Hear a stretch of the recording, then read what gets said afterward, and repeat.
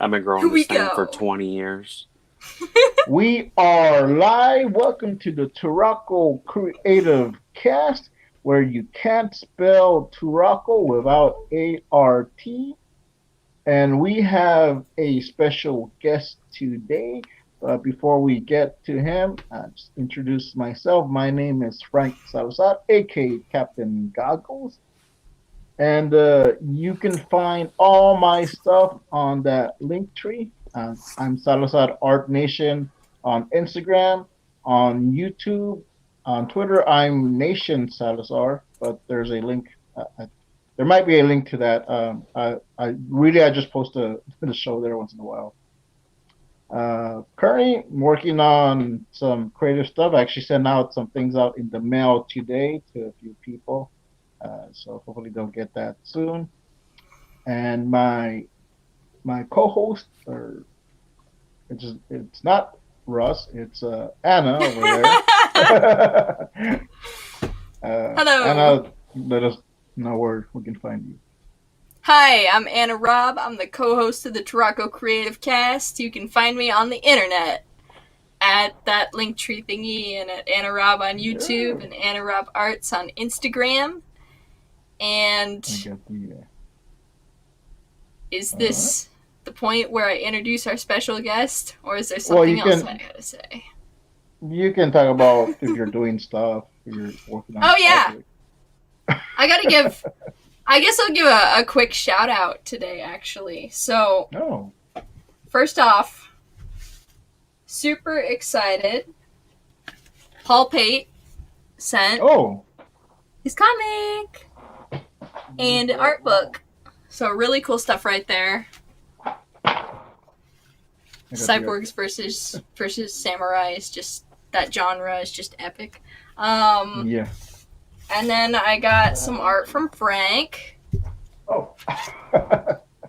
The Phoenix. And MASKUP Captain Goggles. And then like this cool purple monster guy that he drew earlier. Yeah. Now, what's cool is, was it a copy of this art or colored in a different version that I saw when I was watching the live stream with Dory? The line art on those three pieces, like I printed that, but I colored each one individually. So I think I did hers mostly in alcohol markers because I was testing out Ohuhu and Bianyo markers that I bought. Yours I did a little bit differently. So I think I used some watercolors in yours also. Very cool. So it's the same subject, but different medium. You know, each one is individual. You know, even though it's the same thing, it's still individual. And I think Russ fell asleep. Yes, our special guest today. The incredible mop of hair, the completely natural. Actually, I'm not the special guest today. I'm with Chia Pet. I'm just saying I sponsor this show.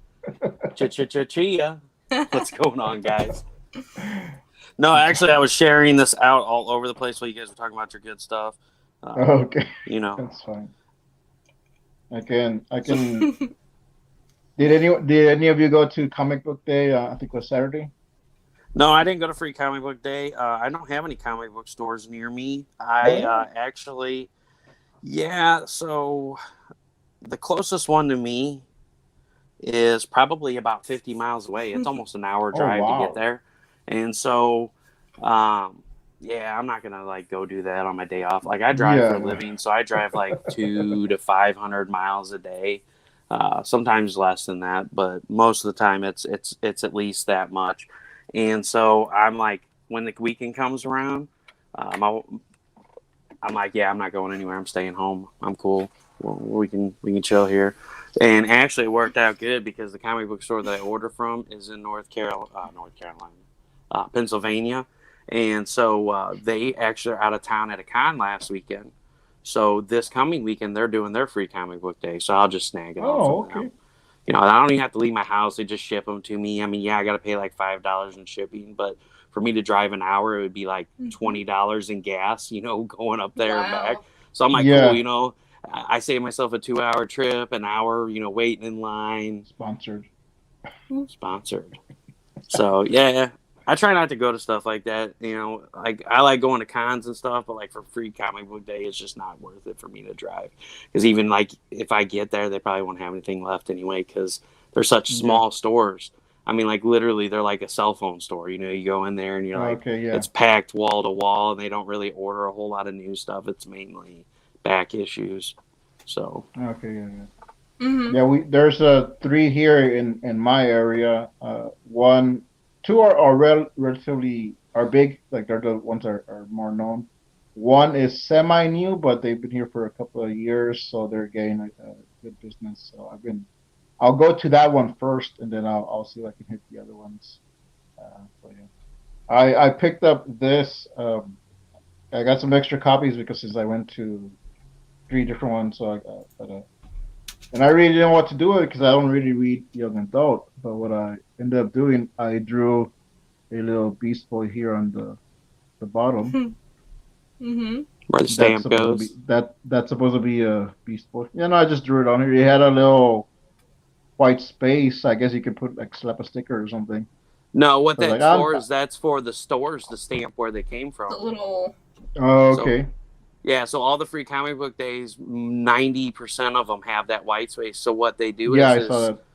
Yeah, so the stores actually stamp it. So like later on, you can tell what store it came from. So it's kind of like free advertising when somebody resells it.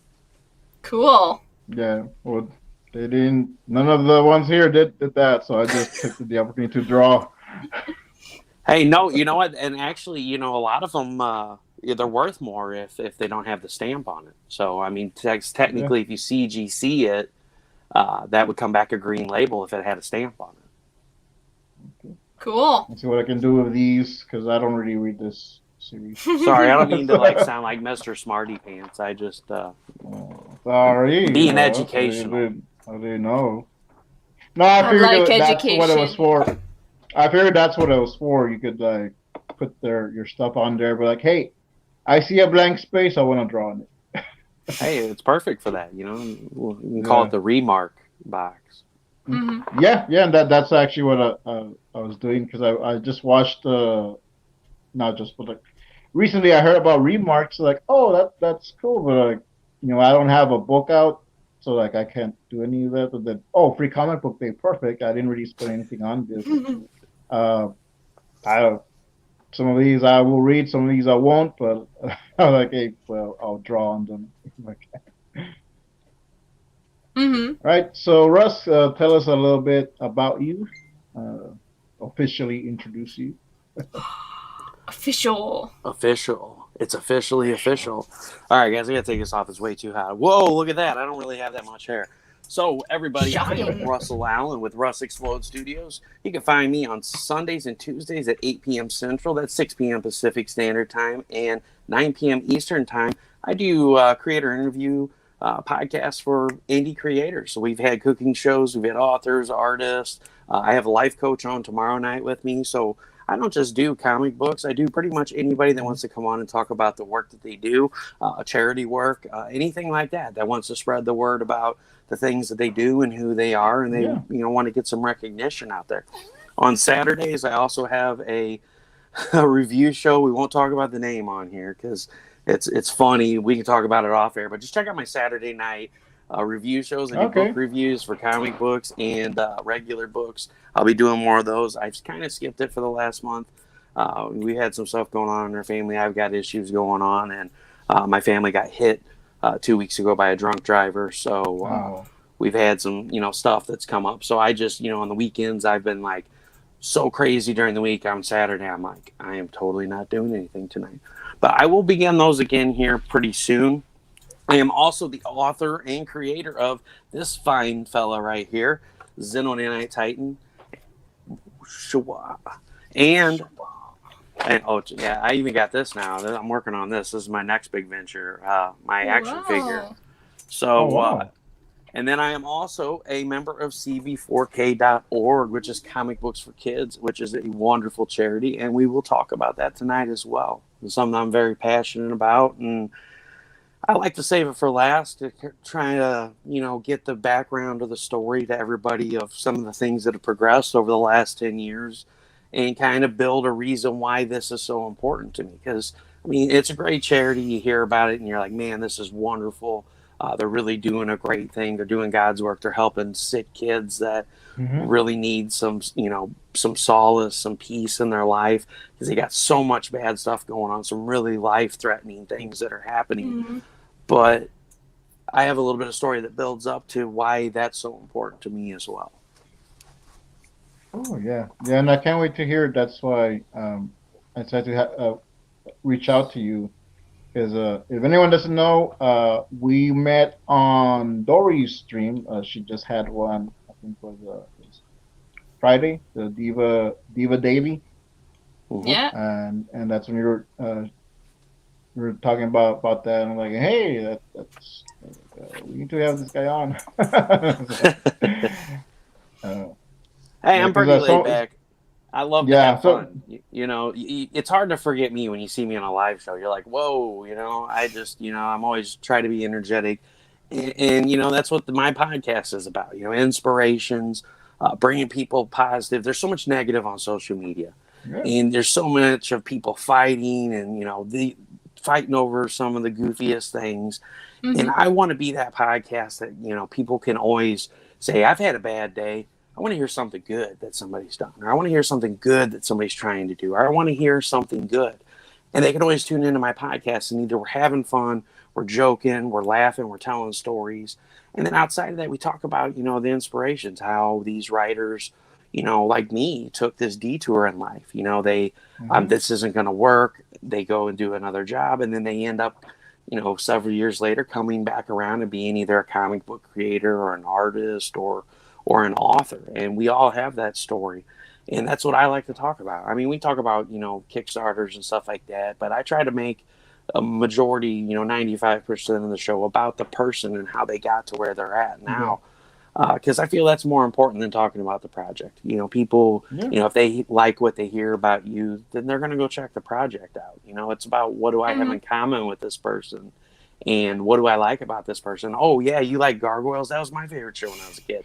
Well, if you like this and you like Star Wars and you like Star Trek and you were really into DuckTales, well, then I'm obviously going to love your book. Ooh. That.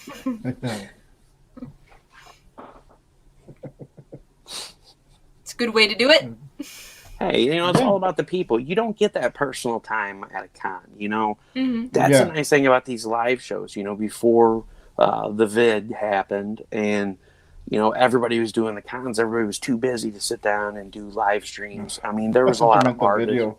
The video, no, the vid. I don't like to say COVID. I just call it the vid, or as Brian K. Morris calls it, the My Sharona Miley Cyrus Peter pandemic is what he calls it.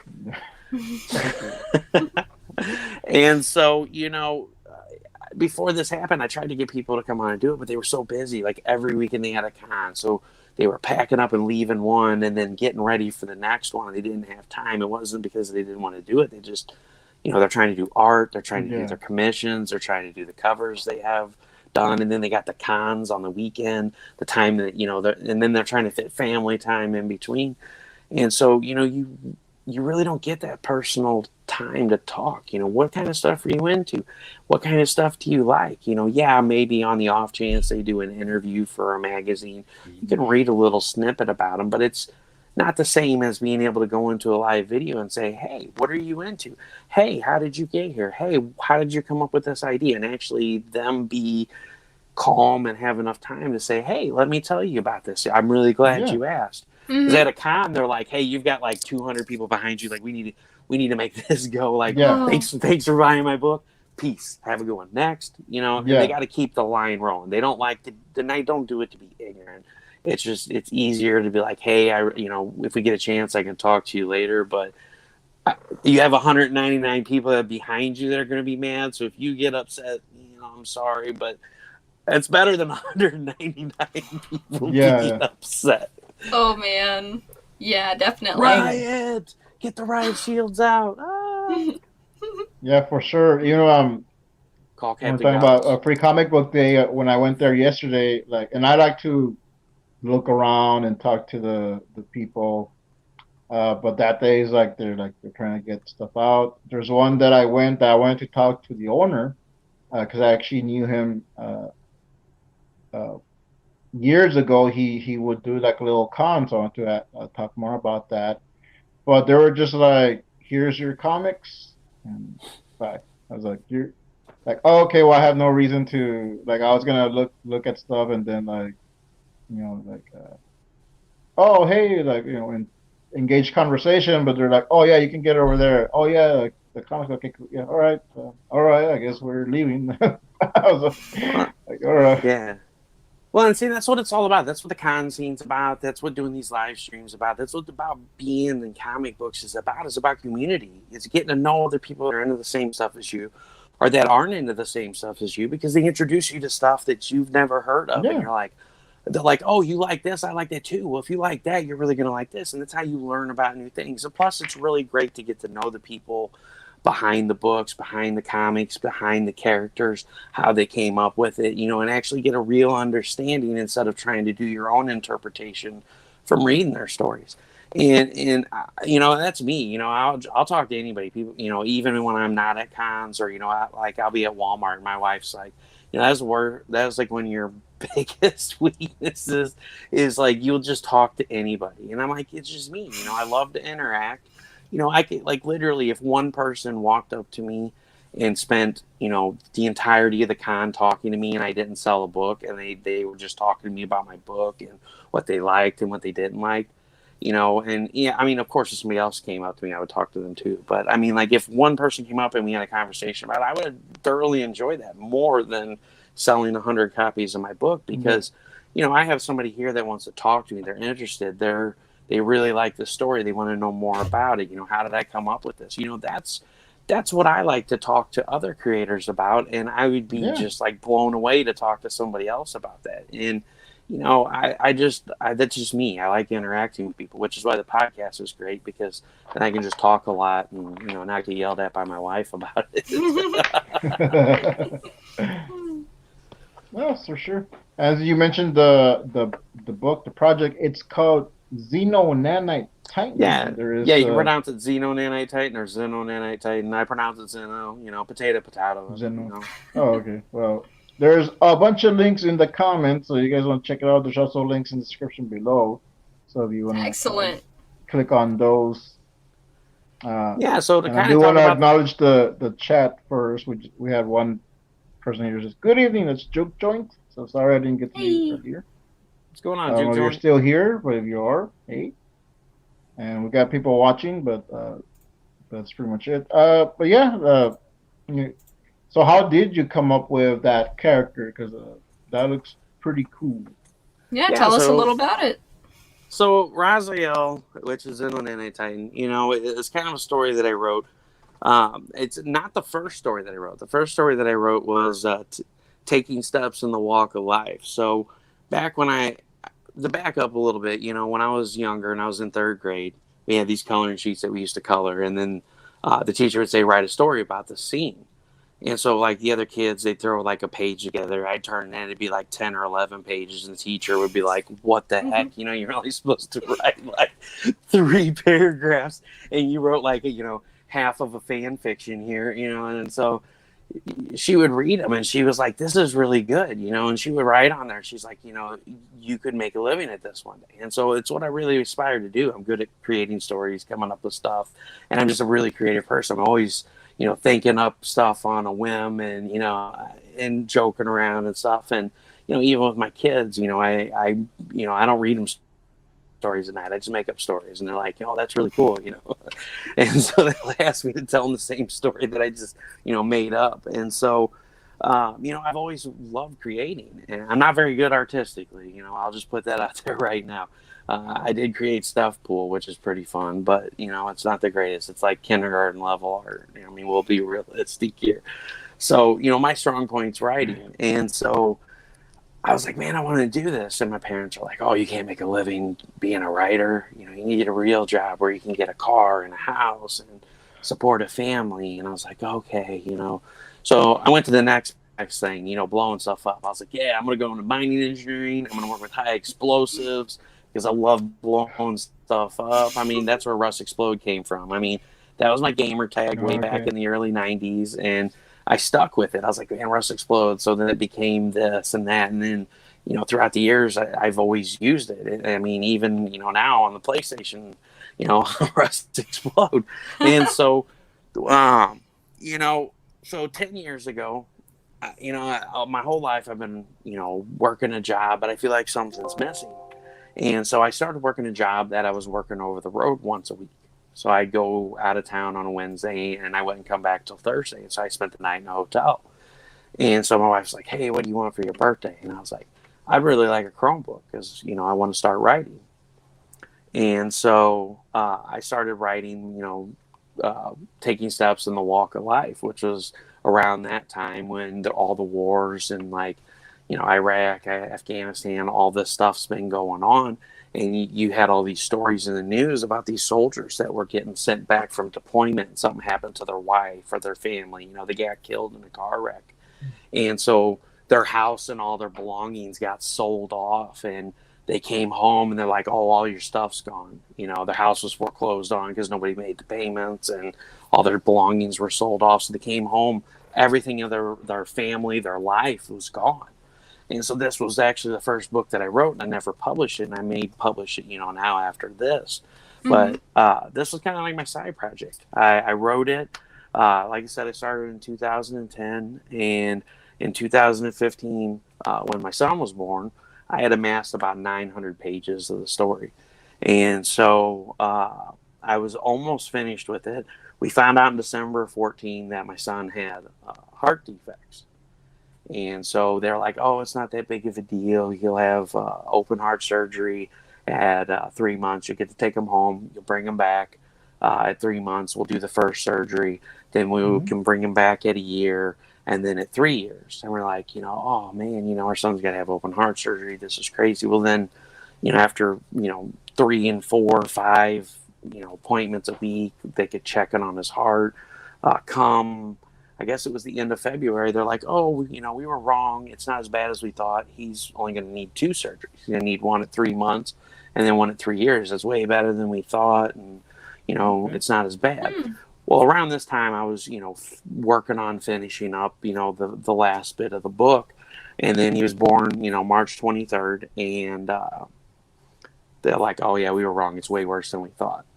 So he was actually born with 3 congenital heart defects. 2 of them are extremely rare, and they're even rarer together. He was born with an out-of-order subclavian, which just means that your blood flow, your arteries are supposed to go right arm, left leg, right leg. Well, his went left arm first, and then his right arm was way down here was where it was attached. And then he had an interrupted aortic arch, which he had a 5 millimeter gap, so his aorta came up, and then it stopped. And then it continued on again. And then he had truncal arteriosus, which is basically when you're in the womb, you only have a single coronary artery. And as you get closer to birth, it splits off into 2 coronary arteries. His never split. So his pulmonary and his aorta coronary artery never split. And so it was all one. So basically his blood flow after he was born would have just went heart long, and then he had this gap. So there was a lot of stuff that they had to do. They had to give him prostaglandin to keep this bridge. So when you're in the womb, you have a bridge that travels from your heart to your aorta. Well, by the grace of God, that bridge actually connected after the gap. So by them giving him prostaglandin, which is basically a hormone that a baby has in the womb, and then after you're born, it's no longer in your system, that bridge closes up. So by giving that to him, I was able to keep that bridge open, and that's how they were able to wait until he was a week old to do the heart surgery.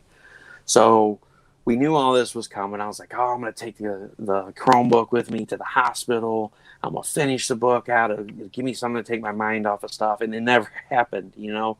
It's easy to say you're going to do something until you're put into this situation. You got all the stress going on, and it's like you're just so stressed out you don't even want to think about doing anything. And so it just sat there. I took my Vita with me too. I took video games with me, and I was like, this will keep my mind off of stuff when I'm not writing. I didn't even turn it on, and we had to spend a month in the hospital with him. So, I kind of gave up on my project. I was like, I don't have time for this because, he had open heart surgery the week, and then we came home. He was home for about a week, and then Mother's Day weekend we spent in the hospital with him because he had pyloric stenosis, which is a thickening of the stomach muscle. Basically, they had him on so many antibiotics that a lot of times it'll cause pyloric stenosis, which basically it doesn't allow food to travel from the stomach into the intestines. And so he's just got food swirling in his stomach. I mean, projectile vomiting like The Exorcist. And something's wrong. And so they did a test on him, a stomach emptying test. And they're like, yeah, he's got, this thickened stomach muscle. We're going to have to go in and do surgery. So a week and a half after we get home, after being in the hospital for a month, my wife spent her first Mother's Day in the hospital while he was having the surgery done. And so then after that, we went in and he had to have a cardiac cath done because they had to go in and put, so this bridge that they put in between the gap in his aorta was supposed to grow with him. Well, it didn't grow. So they had to go in and put a stent in, and then he had to have another cardiac cath. They went in and widened it. And then we found out on that one because they're like, oh, yeah, he's doing fine. Everything looks great. He won't need another open heart surgery till he's like 5 or 6. So then on Halloween of 2017, when he was like 2.5, they go in and they widen the stent, and they come out and they're like, oh yeah, we're scheduling open heart surgery for next month. And we're like, what? We were just in here 2 weeks ago, and you're like, he's good till he's 5 or 6. What happened? And so they're like, well, the heart muscle's growing in on because basically they put a cadaver artery in. They cut his pulmonary arteries away from the trunk, put a cadaver artery in, and then connected it to that to form a second coronary artery. Well, of course, it doesn't grow with him, so he's going to outgrow it. They have to replace it. It scars. They shrink, so then they'll have to replace it. It calcifies. It can get brittle, so a hit to the chest can shatter it. They have to replace it. The valve wears out. They have to replace it. So we constantly have to keep going to check his pressures, check if there's leaking, check if it's doing all this stuff. And so, I just never had a chance to get back to it. And so 3 years ago, I started Art Exposure. I was like, hey, I really want to get back into the scene.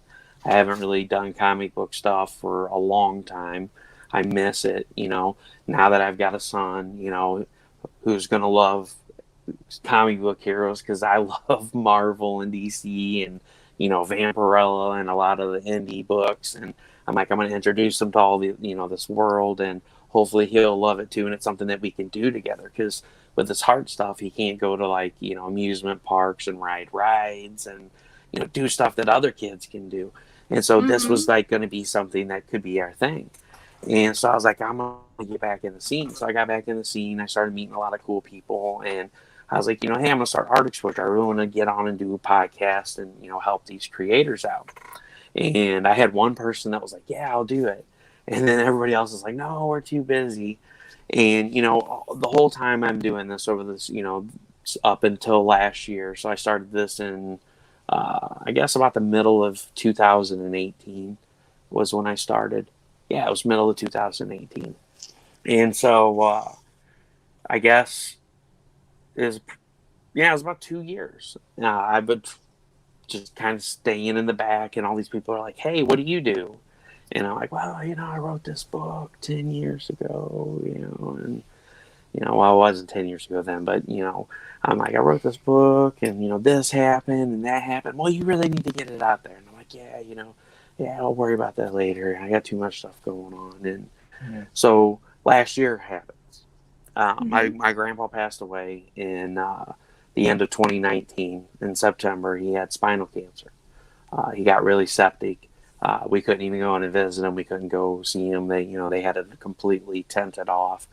And, it was really crazy because they got rid of it. They cut it out. He did chemo. He was doing okay. And then it just came back. And like in a month and a half, it was just like, all right, there's nothing we can do for him. And so in January of last year, I got really sick. and to like the point I couldn't even walk. Like I had such bad pain in my side, I couldn't walk. I couldn't, pick up stuff. And so I went to finally my wife's like, all right, go to the hospital, because like I hate going to the doctor. I won't go. Like I could be like 10 minutes from death, and I'm like, I'm good. Don't take me.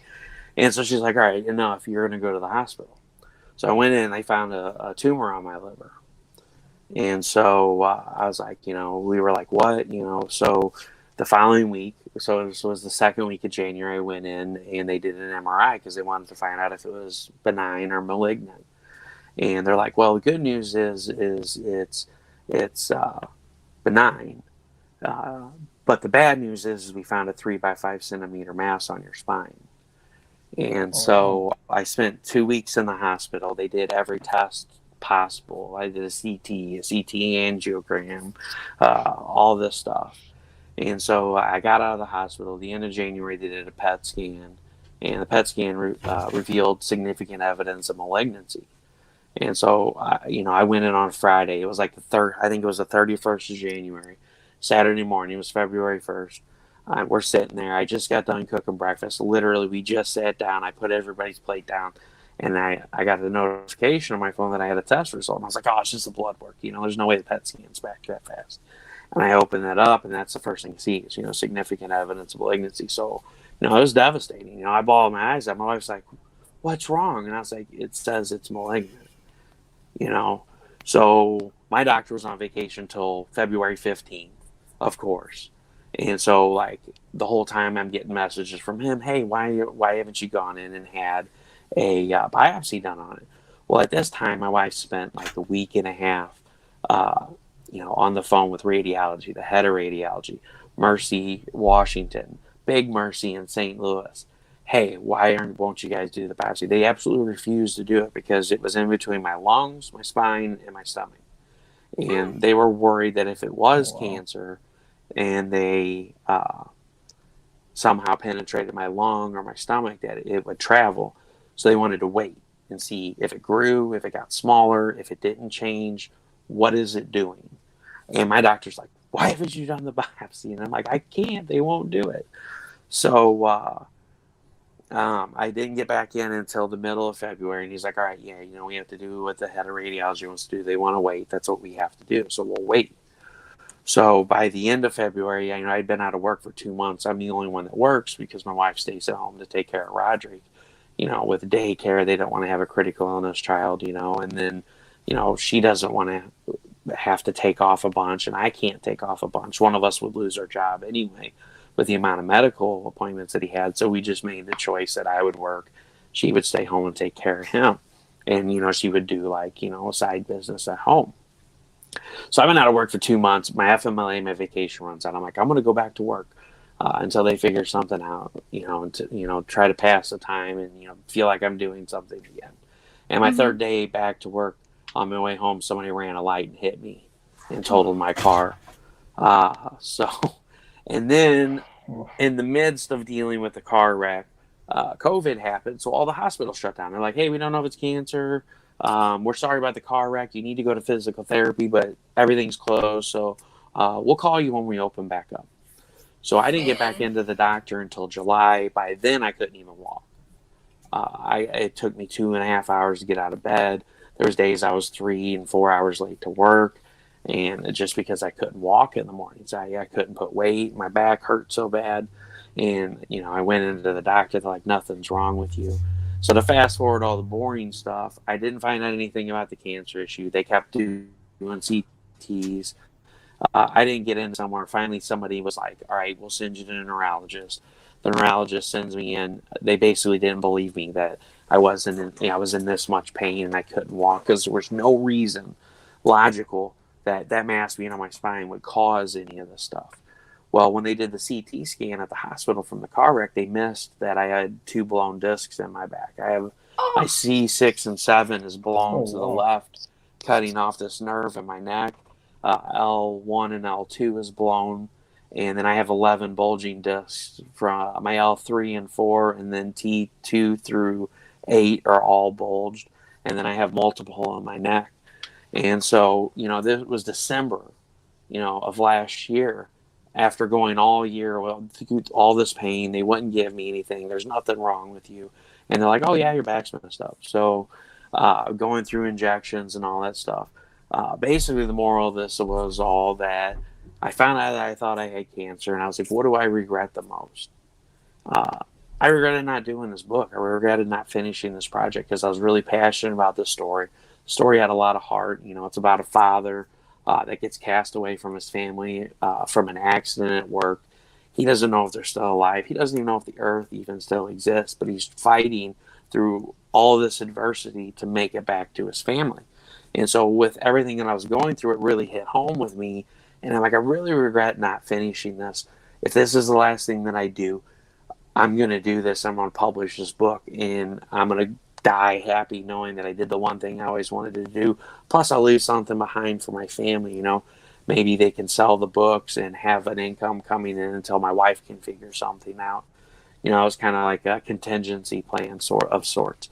So in March, between the cancer thing and the car wreck, I started reaching out to artists. I'm like, hey, you know what? I never planned on having art, but you guys aren't working.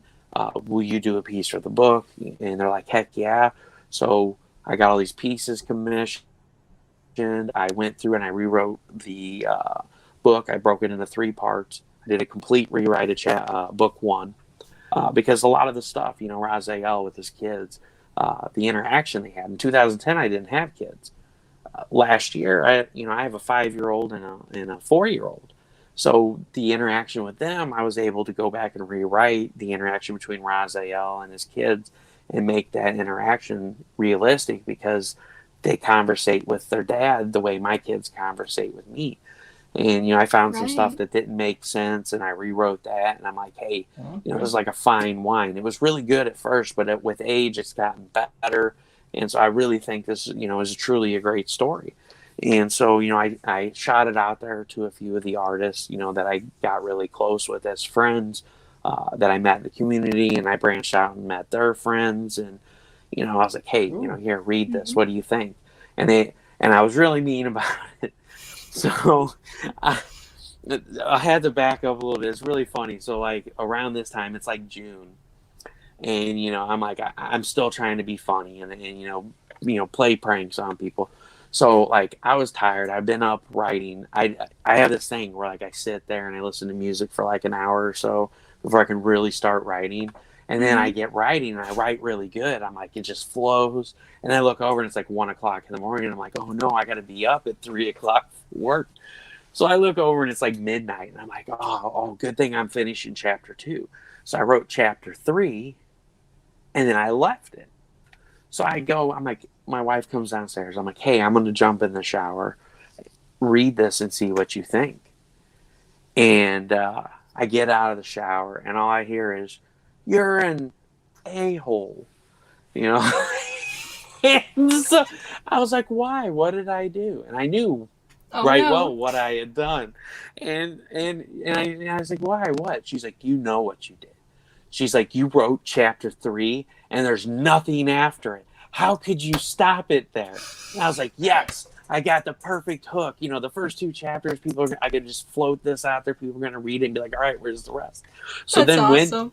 Then Wendy Steen Shaner, one of the first artists that I really got close with, that was really supportive through the whole cancer thing. It was, because my wife had enough going on with Roderick and, all of his open heart surgeries and stuff. I don't like to really talk to her about a whole lot of stuff. So anytime I needed to vent, Wendy was there, several of my other artist friends and, comic community friends were always there, for me to vent to. And they knew like I wasn't trying to be mean. I just needed to just yell at somebody and get stuff off my chest. And so, Wendy, I was like, hey, you mind reading this and seeing what you think? And she had the same reaction. She's like, why aren't you writing right now? Like, where's the rest of this? Like, how could you you're mean. You are so mean. How could you put chapter 3 and not have anything after it? I was like, yes, 2 people. I'm like, now I know it's perfect. And so, it progressed on. That really fueled the fire to finish, book 1 and get it out there. And I got the art done. And, I had a few people that I sent it to. And I'm like, be honest. If you didn't like it, tell me you didn't like it and tell me why. How can I make it better? Because as a writer, I want to be able to grow. I want to be able to make book 2 better than book 1. So it caters to everybody instead of half of the people that read book 1. You know, what did I do wrong?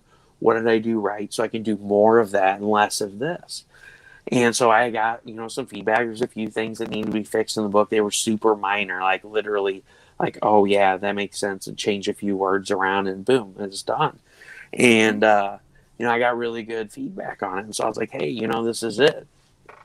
So in the meantime, I kind of got ahead of myself a little bit. In 2018, when I started Art Exposure, is when I found comic books for kids.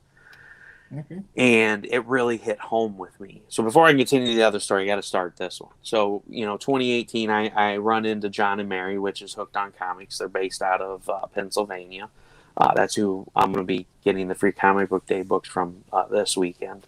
Cool. They did a charity auction every Saturday for comic books for kids. What they did was they'd say, hey, send $10 in for a spot.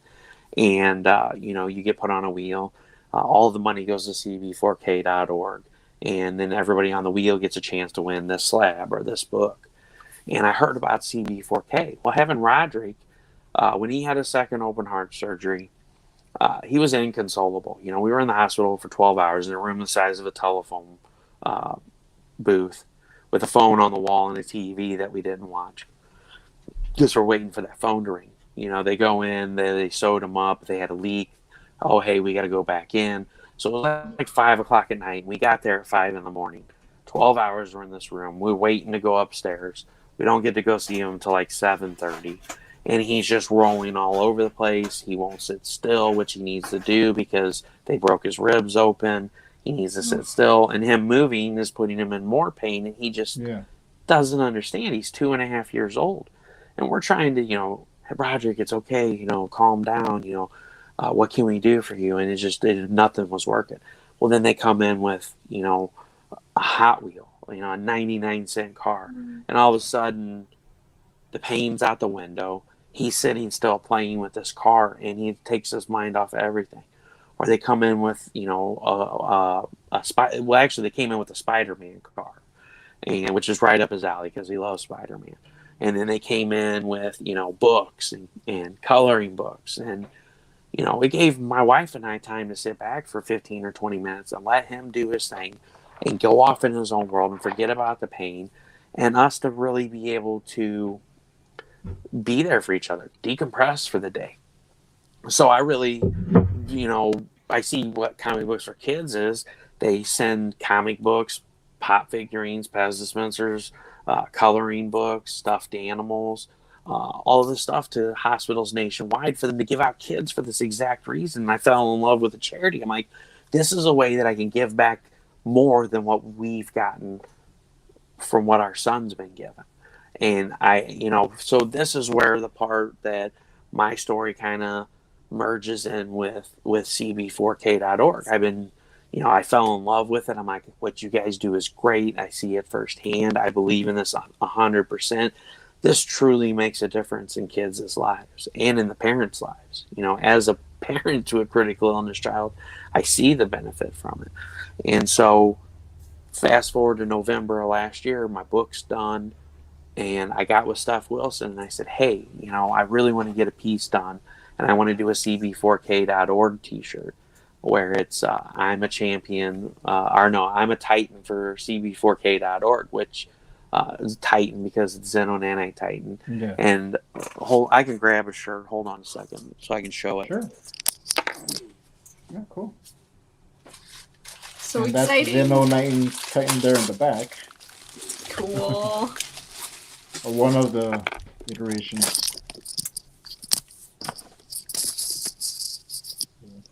Sorry, I know I'm extremely long-winded. That was just the first question. No, that's wonderful. So this is Roderick's shirt. It just came in today. So That's me as Xenonanite Titan reading a book to my son after an open heart surgery with my daughter at the foot of the bed with a get well balloon. So this was cool. really personal to me. You know, Wendy is the one that said, why don't you put Sissy at the end of the bed? So she added that loving touch at the end Because my idea was just me reading the book, and I'm like, yeah, why isn't Sissy in there? So Wendy had a great idea. Steph Wilson did this image for me, and I put it on the Kickstarter. You can't have charities on Kickstarter. So it was officially the CB4K charity shirt that was unofficially a charity shirt. So the people that bought it, the money went to CB4K.org, but we just talked about it on Facebook, not on Kickstarter, you know. Yeah. And so the Kickstarter failed. I got a little ambitious with it. I tried to do a hardcover and a soft cover.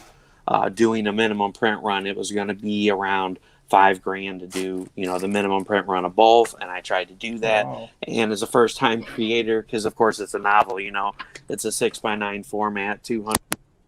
Yeah, I was gonna ask. It's not a comic. It's a novel, and your audio just went out.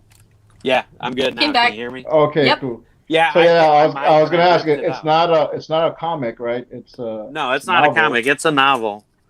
So you got 210 pages. This is the proof here. So some of the stuff's messed up on it. Not because of me. Our digital proof was right.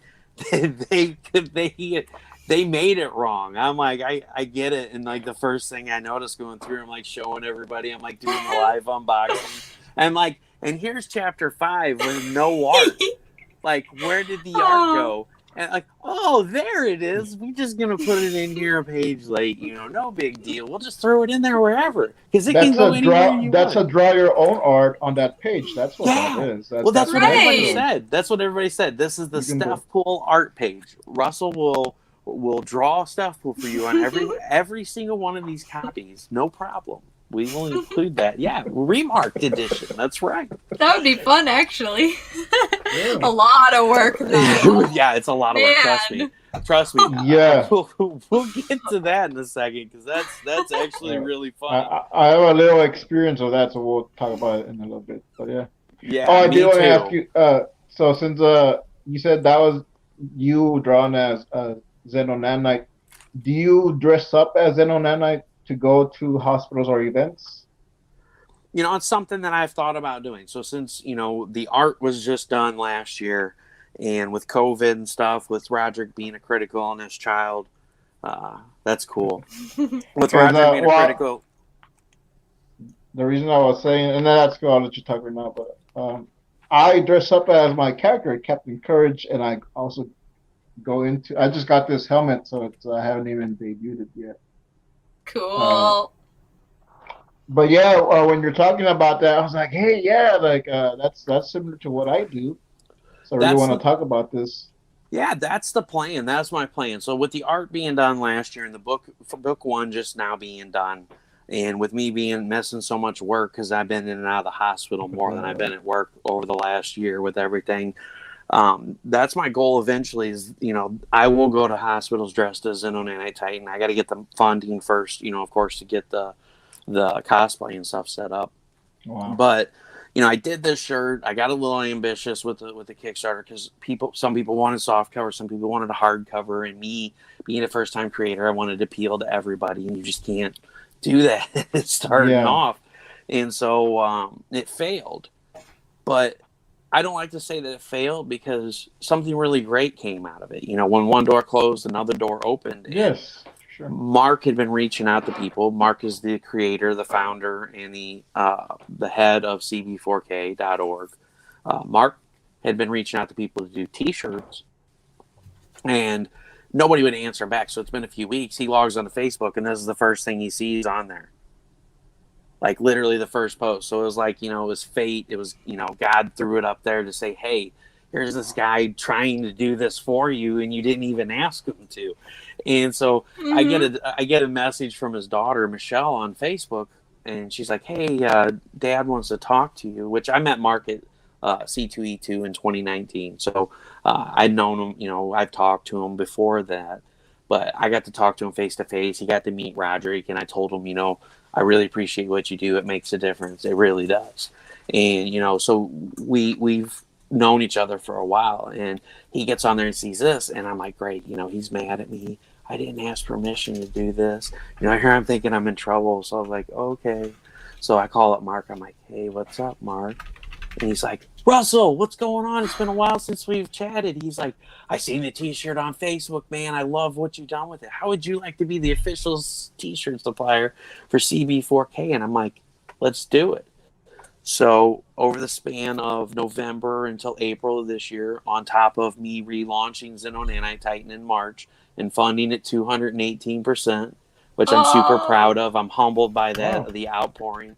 I am now not only a published author, a self-published author for that fact, but I am now a member and the official t-shirt supplier for CB4K.org, which is totally awesome. So something that I'm super passionate about, that I've been able to see and take advantage of for my family. I'm able to return that tenfold, 100-fold. You know, I'm able to give back more than I've taken from this, and know that all of these kids it's truly making a difference in their lives. And I couldn't be more humbled than to be a member of this charity and to help them out, or the fact that I even got my book published. And March was a great month this year because all of this was coming together with CB4K, my book funded, and at the end of March I found out that I'm cancer free. Awesome. That's good. Yeah. Good. So that's praise God incredible. for that. That's great news. Yes. So March of this year was a significant turnaround. And so I worked on these. Wendy Steenshiner actually did a piece for me, and so did April Grady Reyna. And those were the first pieces that debuted. It was Wendy, April's, and the standard CB4K logo.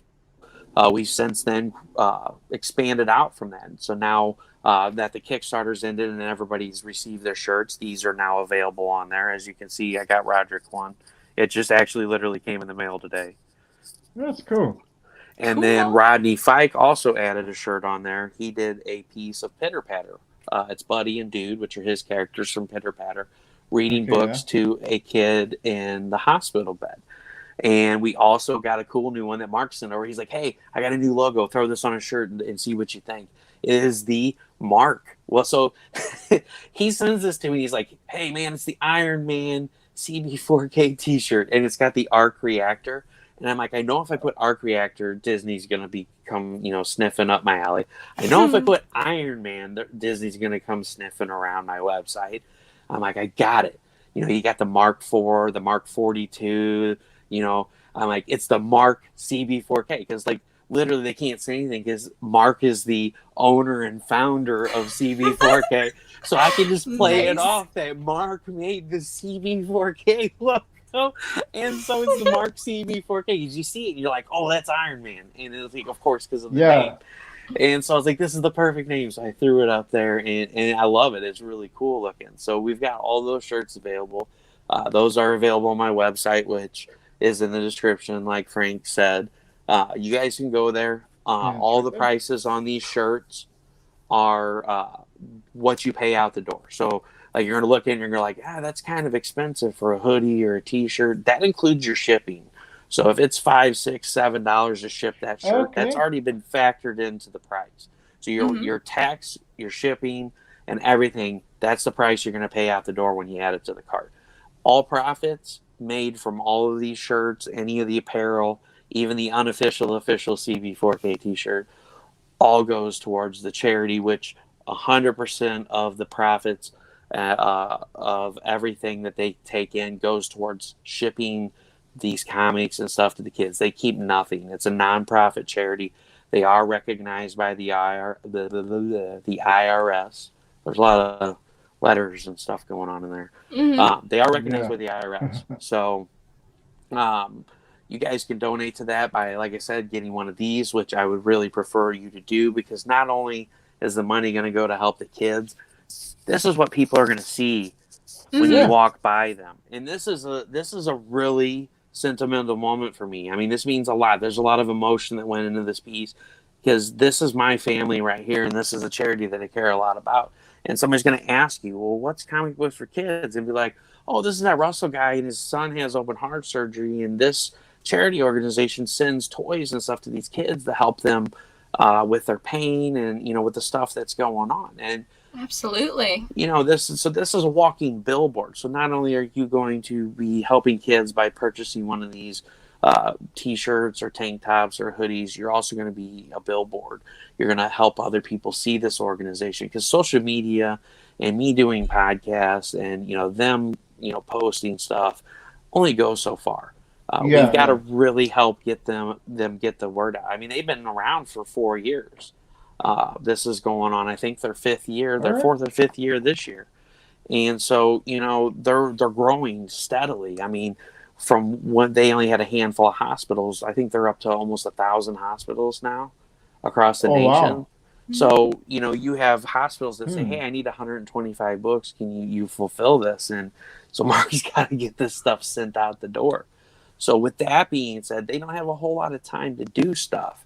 So the other things that I'm able to take care of is, he said, hey, if you know anybody that has stuff that they're willing to donate to the charity, or if we get stuff donated to us, would you be able to auction it off for us? And I said, absolutely. So we had one piece auctioned off a couple of months ago that Ed Williams did. He did a Scooby-Doo Walking Dead 180. What is it, 183 or 193? One of the two. Sketch cover. And we auctioned that off. It brought in like $100 for the charity, which was awesome, because that's 4 boxes sent off to hospitals. This time around, I asked out, I said, hey, I got a few pieces already. Does anybody have anything they want to donate to this? And we went from a few pieces to, we had 34 items to put up for auction, which is awesome. Wow. That just speaks volumes for the community out there of the awesome people, the awesome circle of people that I've fallen into, because these people were more than happy to say, hey, I've got this. Hey, I've got that. And right now we're sitting at, we just crossed over $500 this morning. I had somebody purchase another piece that put us over 500, which is still going on, awesome. The auction? So the auction closed Sunday. Everything that was left over, I rolled over into a claim post. I lowered some of the prices, and all the prices include shipping. I will pop that link in for anybody that's watching. I don't know if it'll let me. Since we're on YouTube, you might have to approve it after the live stream. Yeah, if not, I'll grab it and you can send it to me on Messenger, and I'll put it in the comments, and I'll put it in the description. Yeah, it's in the group. It's in the chat. It's the 3rd link that I sent you in the private chat. Then everything you sent me in the chat, I already put in the comments. So okay, cool. So yeah, guys, if you go to that Facebook link in there, yes, that's it right there. That is the claim post. So everything on there. The stuff that's been selling, I've been deleting. So if it's still up, it's still available. Oh, okay. Prices do include shipping. So like if you see the stuff from Warren Brown, that's like $60. That's $60 shipped. You got some really great pieces on there. We've got Sokatano from CB Zane. You've got Kitty Pride and Lockheed. That's another piece that CB Zane did. We've got the RoboCop from Warren Brown. We've got the Ronin Ninja Turtle piece that Rodney Fike did. There's just a ton of great art on there at a great price. And all of the money that comes in from this auction is going straight to that. So with $500, we're looking at 20 boxes right now that we can ship to hospitals. So you figure 125 comics a box. That's 2,500 comics. That's 2,500 kids. Just from these few things that we've sold over the last week and a half. 2,500 kids that are going to have a smile on their face. And now is a bigger time than ever, people, because COVID's a thing. I know some people say it isn't, but it is when you're in the hospital, because they have... My niece has COVID. She's older. My niece has COVID. She just had a baby, so my sister has a baby. So it's a thing. And well, and it is, and some people, say it's not, but even, whether you believe it is or it isn't, the hospitals still have regulations in place. Yeah. They've already dropped it down like a month ago back to one family member at a time, and there's a lot of spots in our nation where there's still no visitors allowed. But it's even more detrimental to these children in this time, because you could have a cancer patient. So imagine you have a 7-year-old kid or even a 4-year-old kid who has, leukemia or pediatric brain cancer. They're undergoing chemo, and you have a compromised immune system. So that being said, right off the bat, right now in the state of the country, they're not letting anybody in. So you have a 4, 5, 6, 7, 9-year-old kid that's in the hospital by themselves, going through some of the roughest treatments anybody, even a 40 or 50-year-old person, could go through. You're throwing up, you're sick, you can't hardly walk from the chemo and the radiation, and this child's going through it by themselves. Imagine somebody walking in and handing them a coloring book or a new stuffed animal that they can cry themselves to sleep and hug at night, or a comic book, or a Pez dispenser, or anything like that that would really bring joy to their life. I've seen it firsthand in Roderick's face. You know, how he goes from being in the worst pain in his life to just he completely lights up, you know? And he's just like, you know, a 99-cent Hot Wheel can make that big of a difference in a child's life. $25 being donated, you know, straight to the charity, or a $50 piece that you buy from the auction can really make a difference in these kids' lives. And, you know, I don't know what a better thing you could do. These are the kids that are going to grow up and take our place. Let's give them a reason to pass the torch and keep this charity going. People say the comic book industry is dying. This is a great way to get kids into comic books. Maybe one day they'll grow up and they'll be a comic book creator, or they will be our age in 20 or 30 years and they'll donate back to this charity and help kids like they were helped. Because I'm going to tell you, a kid that has taken advantage, and I don't like to say taking advantage because it sounds like a bad word, but kids who are able to participate in the charity and receive things know the power of this gift, and they're going to want to pass this gift on. So we're going to teach these kids to pay it forward. And you bring that up, and I mentioned it last time, but if we want to donate something for the art auction, like just like reach out to you, send that to you. Yes. So I am keeping a revolving door open on donations. So throughout the month, if somebody sends me something either in the mail or says, hey, I want to offer this up for auction, and you just want to mail it, and you know, you don't, you know, just I'll help cover shipping. If you don't want me to cover shipping and just send 100% of the proceeds, I work things out any way that anybody is wanting to work it out. Because you know, even if you send me a book that's a $10 book and somebody out there says, hey, I need that book, here's $10, you know, $10 is, you know, that's over almost 2/3 of a box right there, sent to the hospital. So I'm always accepting anything. I'll throw it up on the current month. At the end of the month, I'm going to start closing the claim post out. And then September, I'm going to have the September claim post. I'm going to put it up. And each month, as stuff sells, all that money will be sent to CB4K, and then I'll just start a new month over. And I'll, you know, September 1st, I'll say, hey, this was the tally for August. We raised $1,500. We were able to send this many boxes to the hospitals. And then here's September's. Here's some of the cool stuff that we rolled over from last month. And here's some of the new stuff that we've received in. So if anybody wants to donate, I'll take anything. If it's a comic book, if it's a painting, if it's a graded book, if it's an old sock. No, I'm just kidding about the old sock. But like if you have a novel. Stan Lee's sock. Yeah. And so, you know, anything that you guys want to donate, it doesn't have to be a comic. It could be a book. It could be art. It could be original art. It could be an artboard. Even if it's risque and you're like, I don't know if we can put this, send it. You know what? I understand it's a children's charity. We're all grown adults here. If you have a risque piece, it's got a buyer somewhere. I'm willing to post that up. Of course, it's going to have pasties in the form of Post-it notes. We're not going to have any Janet Jackson slip-ups on the CB4K charity auction. But even if you have a risque piece, anything like that will sell. And we can raise money for the kids, because that's what it's all about. I'm always open to that. And for the people who say, hey, I really want to donate to this charity, I have about 100 comic books that were in a box that got damaged. They're kids' books. I want to donate them. Can I do that? Yes, you can. Reach out to me. I will get you in touch with Mark.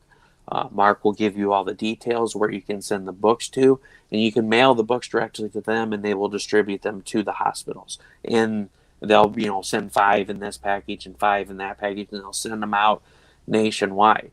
Now, like with Michael Gonzalez, he reached out and he said, hey, I got these paintings from my daughter, and she did her own comic book. Is that something we can put in the auction? Absolutely.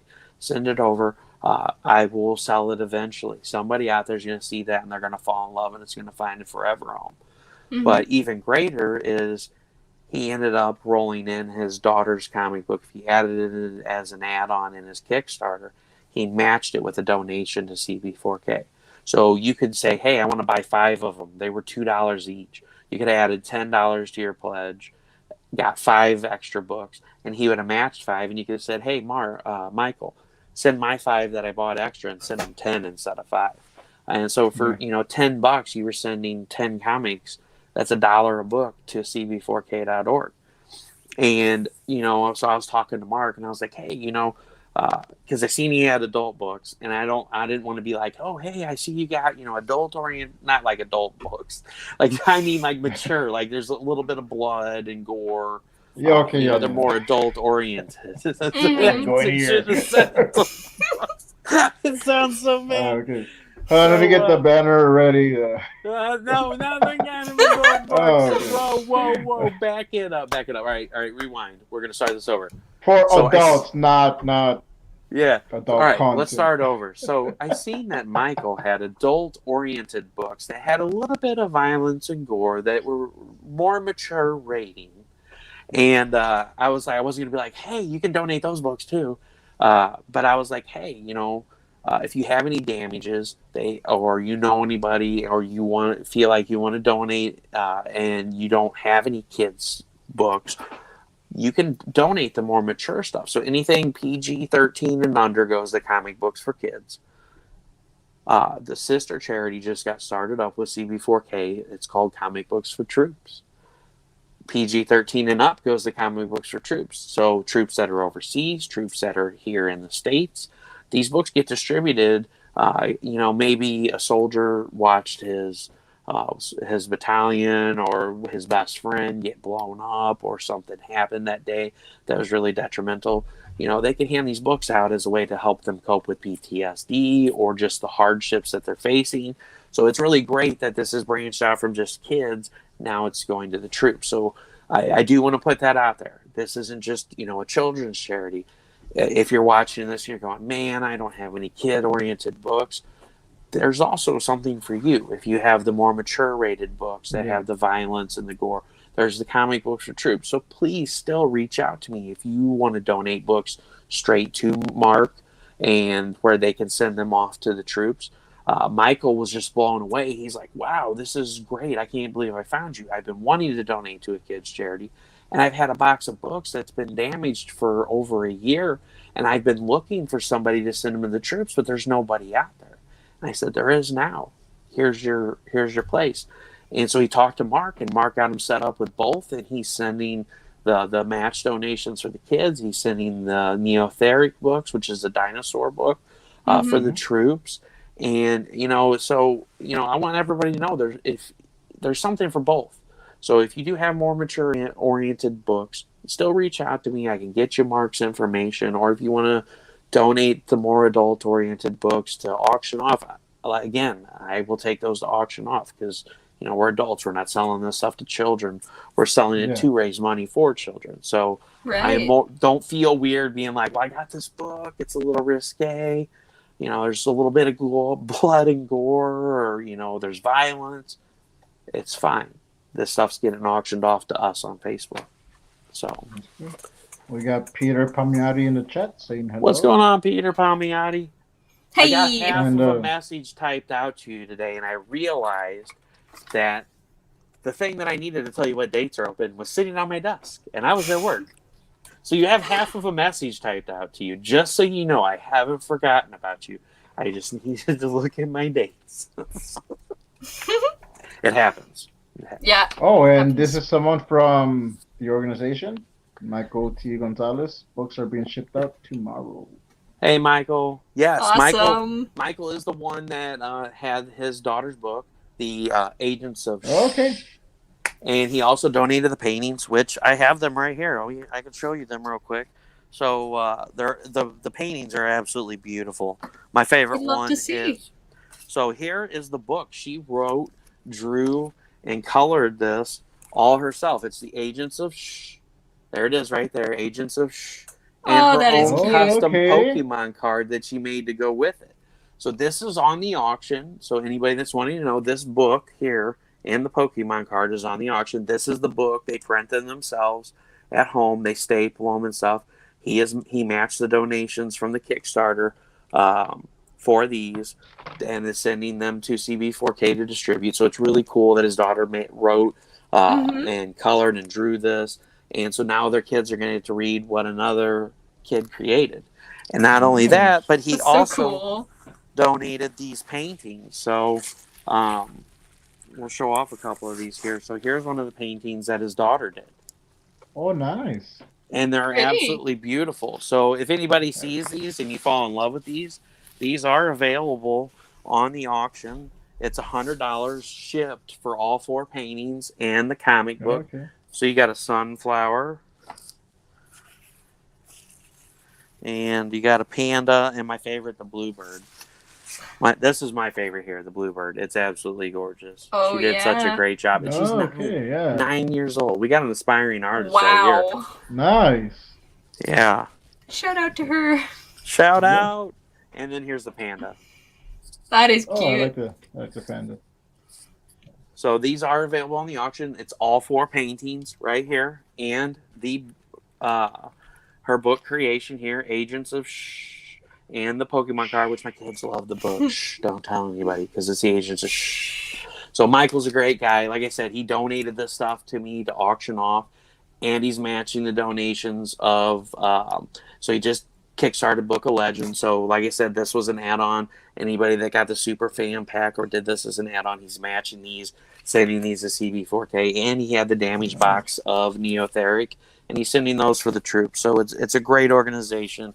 It's a great thing. And I'm, like I said, I'm humbled to have, met these people and, given them a way to give back, Mm-hmm. Right now I'm working on a digital piece of Captain Courage, but I'm going to print that out and hand paint it. And I want to donate that. I'm making this specifically just to send to you guys to donate. Awesome. So I'll send that out as soon as it's finished. And also, I don't really talk about much here, but I have a channel specifically for Captain Courage where I wear the suit and I talk about events and stuff that's coming up, things that are coming up and things that are on my mind that want to help people. So if you like, I can do a shout out to CB4K if you want to send me some info, and I'll put the word out as Captain Courage to, hey, donate to this charity, check out this auction, just send me something that I can read. And absolutely, and you know what? You can also throw my information out there. I drive for a living. I deliver motor oil for mobile to dealerships and machine shops and all over the place. So I'm always available. Like if you message me, I usually will always, unless there's a dire emergency or I'm in the hospital with Roderick, because of course the heart ward's lead shielded. There's no cell service or anything in there just because of the delicacy of the electronics, which is why we made the Facebook page. Mm-hmm. But yes, I mean, if anybody ever has a question, they want more information than what you're able to give them. Hey there, sorry, I don't mean to. Don't hesitate to send them my way. I always will look at people's Facebook profile before I answer them because there's a lot of those. Hi, how are you today? And you're like, I'm great. How are you? I'm great. Did you hear about this grant fund that's going on right now? I'm like, get out of here. I'm done. Man. I'm done already. You just blew it. You didn't even take me on a date first. You're already trying to give me fake money and steal mine. Oh. So, yeah, no, I have no problems. Don't hesitate to tell them to contact Russ Explode Studios.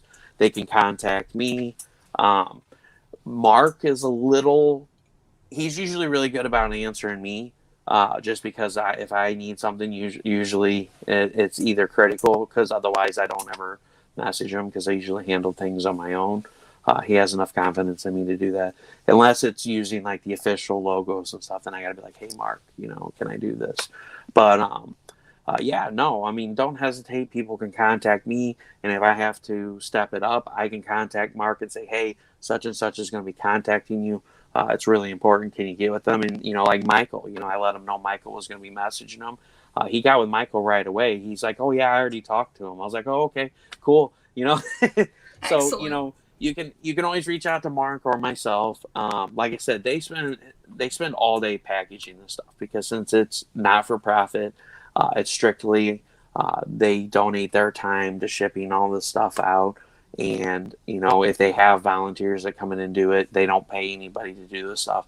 So they are constantly packing, and they don't really have a lot of time. So most of the time, like evening is when you'll hear back from them. But you'll always get an answer back from me, usually, unless I'm at the mines and I'm like 2 miles underground, which happens. I come out and it's like ding, ding, ding, ding, ding, ding, ding. I'm like, woo, I won the lottery. I'm going home.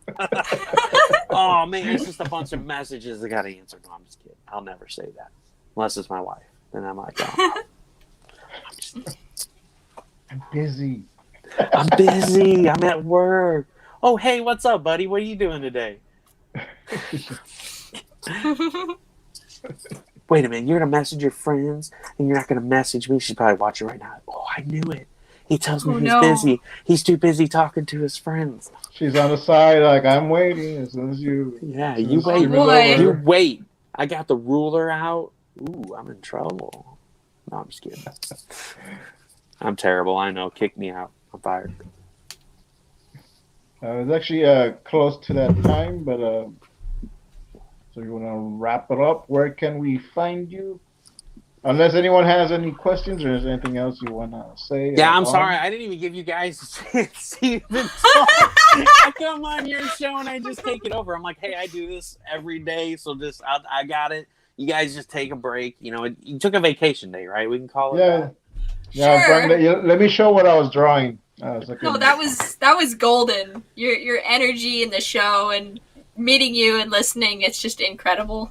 Thank you.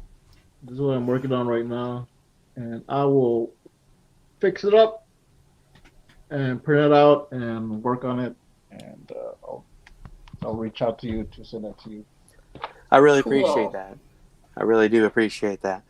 Yeah, I'll wrap it up for you guys. Like I said, I apologize for taking over. I just, I'm really passionate about this charity, guys. This is why we want to have you on. This is your episode. Mm-hmm.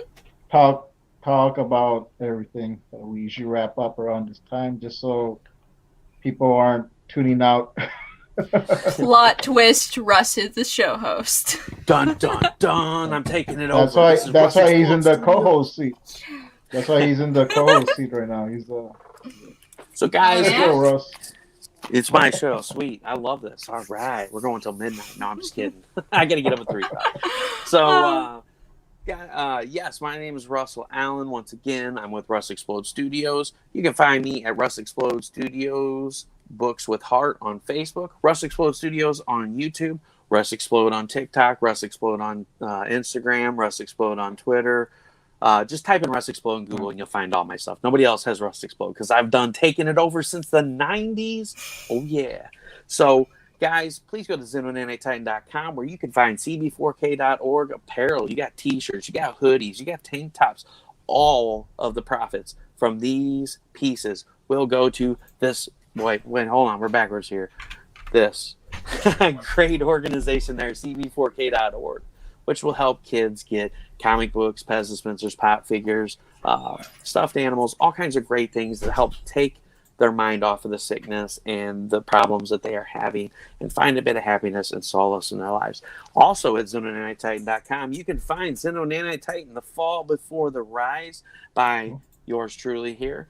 I am so happy to finally get this project out there. Guys, this is the story of Raziel. He's a father. He gets called back from leave to go to work. An accident happens, casting him off into the unknown. He doesn't know where he's at. He doesn't know how to get back to Earth. He doesn't know if Earth still exists or if his family's even still alive. So follow the journey of Raziel and the adversity that he faces and the friends that he makes along the way. And just, the downright adversity that a father faces every single day. Guys, I'm telling you, you'll love this book. It's great. It's got a ton of emotion. I poured my heart and soul into this, and I cannot wait for book 2. It's going to blow you guys' minds. Awesome. Well, I'll definitely be picking it up as soon as more funds come in. And speaking of funds, if you want to help support the channel, help support us, you can go to, let me find the right one.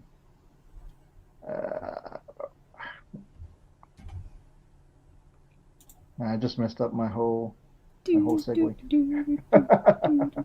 I can hear this. You can go to that link tree, TuracoCreativeCast. We have a Turaco Teespring store, so you can buy some shirts, mugs, stuff like that. I'll be updating it soon, so hopefully there'll be some new designs. So part of the proceeds we split between Anna and I. And also Teespring gets their share, but that's just standard. And you can also check out my Gumroad if you want to get some digital comics. And if you just want to donate, I have a Ko-fi account. And even then, I'll send you some digital comics either way because I send stuff out in there. And as soon as someone donates, I'll send them some digital comics. So that's where you can find my stuff. And Anna, where can we find your stuff? And then just grab the link tree right here.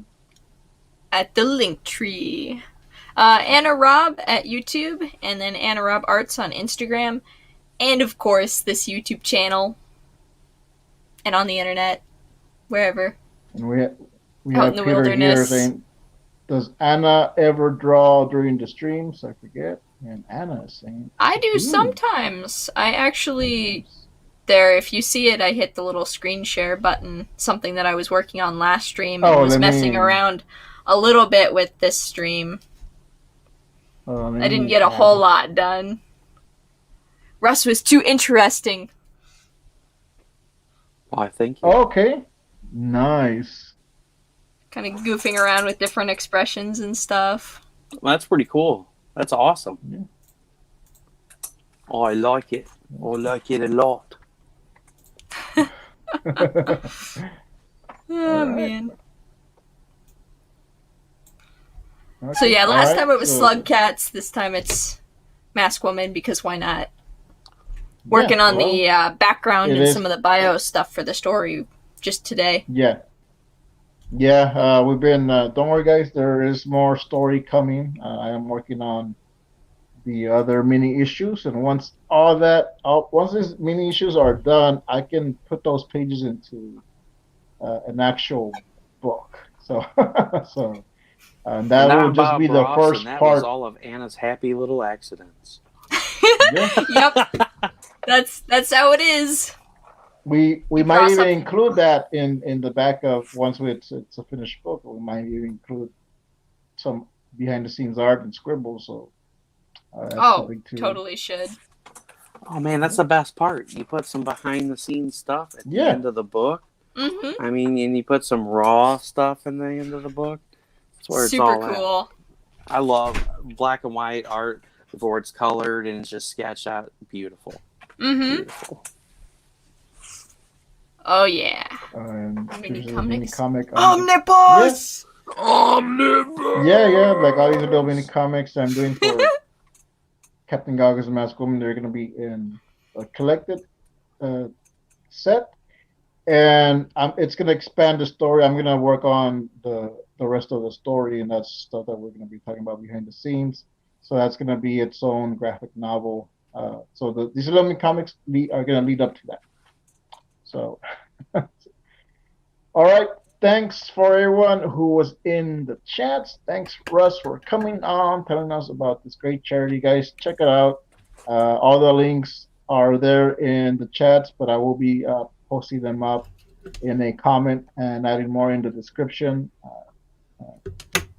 Like I said, there's going to be a Captain Courage video coming somewhat recent, and I'll talk more about the charity on there. Yeah, that's it. Let me take this banner off. Thank you for joining us, everybody. And thank you so much, guys, for having me on the show today. And everyone, stay tuned to Fall 2021 for Captain Courage, brought to you in part by Frank Salazar. Dun, dun, dun. Dun, dun, dun, dun. We'll see you next time. Same Turaco time, same Turaco channel. See ya. See